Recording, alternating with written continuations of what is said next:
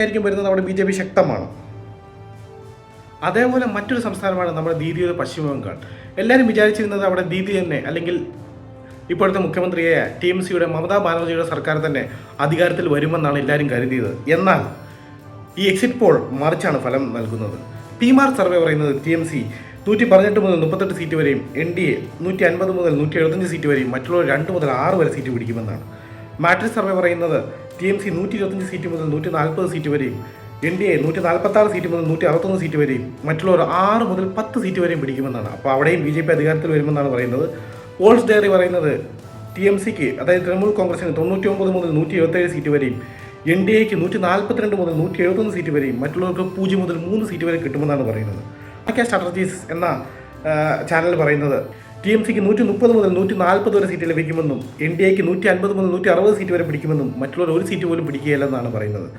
അതായത് TMCക്കാണ് അവർ അധികാരം നൽകുന്നത്, അതായത് NDAക്കാണ് നേരിയ മാർജിൽ അധികാരം നൽകുന്നത്. എന്നാൽ എക്സിറ്റ് പോൾ റിസൾട്ട് ആവണമെന്നില്ല. ഒരുപക്ഷെ TMCൻ്റെ അധികാരത്തിൽ വന്നേക്കാൻ. കാര്യം അത്രയ്ക്ക് ശക്തമാണ് TMCയുടെ വോട്ട് ബാങ്ക് ബംഗാൾ. മൈഗ്രൻ്റ് വോട്ടേഴ്സും ഇല്ലീഗൽ വോട്ടേഴ്സും ഒരുപാടുണ്ട്. എന്നാൽ SIRന് ശേഷം ഒരുപാട് മാറ്റം വന്നിട്ടുണ്ട്. അമിത്ഷാ അവിടെ വന്ന് ക്യാമ്പയിൻ ചെയ്ത സ്റ്റേറ്റും കൂടെയാണ് പശ്ചിമ ബംഗാൾ. എന്ത് മാറ്റവും വന്നേക്കാം പശ്ചിമ ബംഗാളിൽ. ഒരുപക്ഷെ BJP അധികാരത്തിൽ വന്നേക്കാം, അല്ലെങ്കിൽ TMC വീണ്ടും അധികാരം നിലനിർത്തിയേക്കാം.